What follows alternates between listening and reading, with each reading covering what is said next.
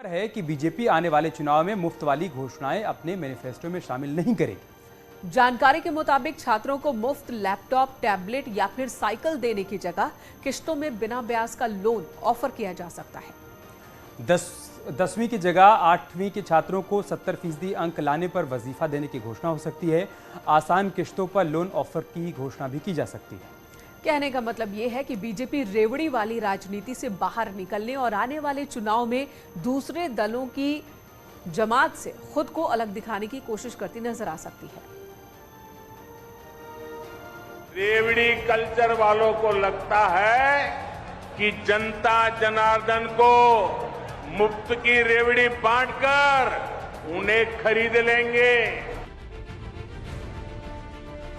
इस रेवड़ी कल्चर से देश के लोगों को और खास करके मेरे युवाओं को बहुत सावधान रहने की जरूरत है।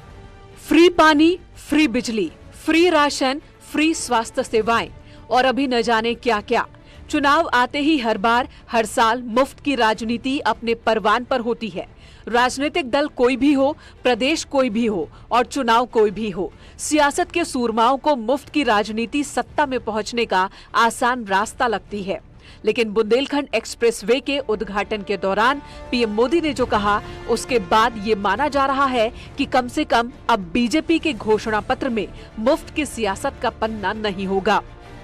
रेवड़ी कल्चर वालों को लगता है कि जनता जनार्दन को मुफ्त की रेवड़ी बांटकर उन्हें खरीद लेंगे। हमें मिलकर उनकी सोच को हराना है। माना जा रहा है कि बीजेपी के घोषणा पत्र में ऐसे मुद्दों को शामिल किया जाएगा जो समाज के विकास में सहायक हो, अर्थव्यवस्था को नया आकार दें। आने वाले दिनों में हिमाचल प्रदेश और गुजरात में चुनाव होने हैं और माना यही जा रहा है कि इन राज्यों के चुनाव में बीजेपी के घोषणा पत्र में इसकी झलक दिख सकती है, क्योंकि मुफ्त वाली राजनीति पर पीएम मोदी के बयान के बाद बीजेपी नेताओं के सुर भी बदले हुए हैं।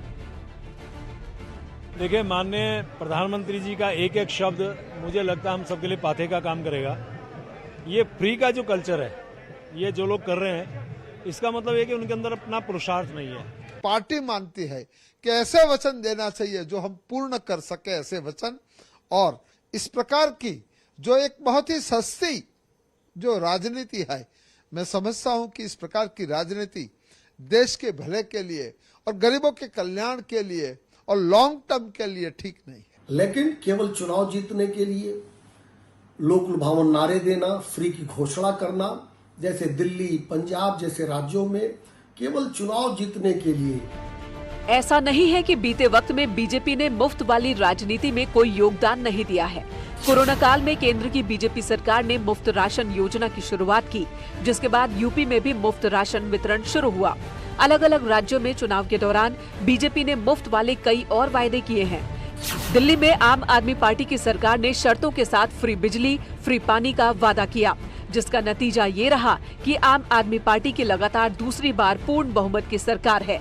लेकिन इसका असर दिल्ली सरकार के खजाने पर साफ देखने को मिलता है। इस फहरिस्त में कोई भी पार्टी पीछे नहीं है।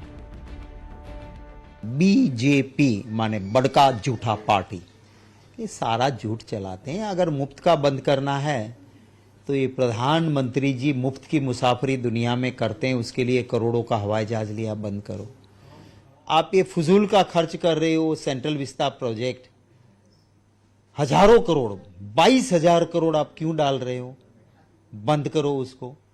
हम प्रदेश के प्रधानमंत्री जी से पूछना चाहते हैं, क्या दूसरों को तो कहते हैं कि मुफ्त की घोषणाओं पर जो है क्रियान्वयन नहीं होना चाहिए, आप जो मुफ्त में सब कुछ रेवड़ियां बांट रहे हैं उसका क्या होगा? यहाँ सवाल किसी पार्टी का नहीं है, मुफ्त वाली राजनीति पर सुप्रीम कोर्ट के रुख का है। सुप्रीम कोर्ट ने सख्त रुख दिखाया है। अदालत केंद्र और चुनाव आयोग से इस मसले पर जवाब तलब कर चुकी है। आर्थिक मामलों से जुड़े लोगों की भी राय है कि अगर फ्री बीच कल्चर खत्म नहीं हुआ तो हालात कहीं श्रीलंका जैसे न हो जाए। हम ऐसा क्यों कह रहे हैं, ये आपको बताएंगे। पहले सुनिए विशेषज्ञ क्या मानते हैं। श्रीलंका का भी उदाहरण देखा है, जहां पर इसी तरह से तमाम सारी चीज़ों को मुफ्त में देने की वजह से और टैक्सेस में कमी करते जाने की वजह से अर्थव्यवस्था लगभग कोलैप्स कर गई और देश में एक बहुत ही ज़्यादा एनार्की फैल गई, अशांति फैल गई।